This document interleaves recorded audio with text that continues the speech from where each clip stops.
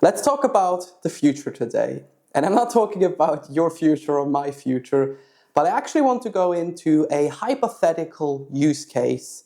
What happens if you use Bitcoin as a strategic treasury reserve asset?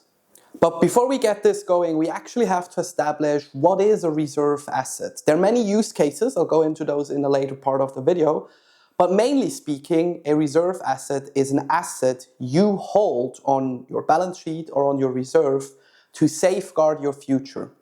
That can have many different use cases. If you think about it from a financial standpoint, it can be as simple as instead of holding cash, which gets inflated away, thank you central banking and money printing, you actually hold on to an asset that performs well into the future. Alternatives for such assets could be, instead of holding cash, that you hold bonds, you hold T-bills, you hold something for a short time that gives you yield. Ideally, more than what inflation is actually taking away from you. A very popular alternative are also commodities, such as gold or silver, because over the longevity of their lifetime, they have proven to increase in value. They're scarce, at least on paper, and through that scarcity, they should increase in value because they behave differently than what we're used to with regular cash or regular money. Another alternative, especially for businesses, is instead of holding on to excess cash or earnings in the form of cash or bonds or commodities, that you actually buy commercial real estate, because over the last 40 years, real estate has been the best store of value. Plus, there's some accounting benefits to when you do.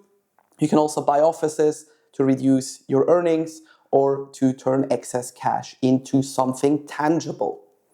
However, there is an even better alternative, and that, of course, is Bitcoin. Because of its disinflationary status currently and deflationary once the last block and Bitcoin is mined, you have an asset that is ultra scarce. It's the scarce asset on Earth, if you measure it in models such as the stock to flow. And through this scarcity, the moment demand increases, obviously the value and the safeguarding you're trying to do with Bitcoin increases as well. And there is an added benefit. Bitcoin is far easier transportable, securer. You can verify it on chain. You can verify everything in the network. And if you think of it from a business perspective, it's the ideal asset to own to protect, let's say, your stock, your company, or if you want to gain a different exposure to different markets. So what are the different shareholders that can actually use Bitcoin as a treasury reserve asset? We obviously have institutions or businesses. Think of MicroStrategy, and I'll go into that a bit later. You can also do this as an individual. If you have savings and you want to save it in an asset that gives you longevity, you can also use Bitcoin. And then, of course, you have central banks who actually need to hold on portions of their allocation in assets to also safeguard the future. With fiat money, this has been sort of put in away a bit, but in crisis mode, also central banks tend to go for reserve assets such as gold. Additionally, countries can also use a reserve asset. We've seen this in El Salvador, they're buying 1 Bitcoin a day. We do see this with Bhutan, for example, and there are even countries such as the US and the UK who, through confiscation, also hold Bitcoin on their balance sheet, but not as a strategic reserve asset, more as something that they now just need to hold until the legal fight clears what they can do with those assets. Okay, so far we've established Bitcoin, through its scarcity, disinflationary nature, and the portability and safety measures it brings, is a great reserve asset. But how does it actually perform if you use Bitcoin? And we look no further here than MicroStrategy and a few other companies I'm going to mention now, because what happened to MicroStrategy the moment they announced that you can use it as a reserve asset? The stock soared. They went from a 600 million market cap company to, at the point of recording, a $32.97 billion market cap. So they essentially almost 30x'd their entire company's wealth and their entire company's valuation, soaring the stock in the meantime, doing the first stock split a couple of months ago, but ever since still stacking up. And all they do is use Bitcoin as an asset on their balance sheet to use the 40% on aggregate increase that you see with Bitcoin year by year. So if you hold on to this asset long enough, your company will benefit from A, the returns, if you decide to cash out, which is unlikely because most use it as a reserve, or you can actually increase demand in your offerings. Another great example is Tether.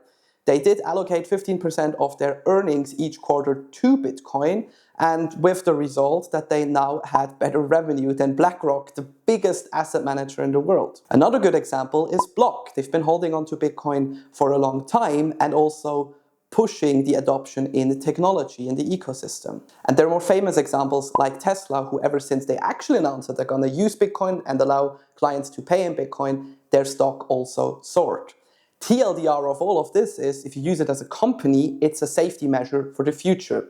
If you use it as a central bank, and now this is the big question, why are central banks not doing this? You could actually do the same thing. Instead of protecting your stock, you do protect your mandate of safeguarding your national currency or the markets you're trying to protect. Another additional benefit, and we see this with El Salvador, is that you can also use it as a tourism attraction. So the more Bitcoin you stack, the more appealing the country becomes, especially to Bitcoiners. They come to you, they're interested in you, but also to go debt-free. And that is the essential part of if central banks and countries start using Bitcoin as a reserve asset, because the moment the asset increases that much, and you as a country can decrease your debt that you own to maybe the IMF or other loans, you can then use that purchasing power you're gaining back to also create a better economy for your citizens. So it doesn't really matter if you're an institution, a retail investor, or even a central bank.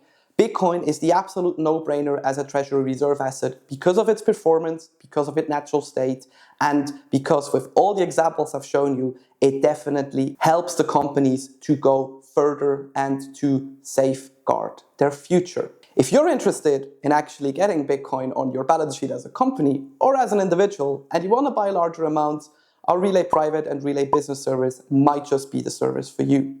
We do have dedicated relationship managers who help you get onboarded, who can help you out with any questions you have surrounding Bitcoin, or with a click of a button, I'll link the link below for you to go and check it out. And that's it in terms of Bitcoin as a strategic reserve asset. If you got questions or want to know more, hit us up in the comments below, and I look forward to seeing you in the next video.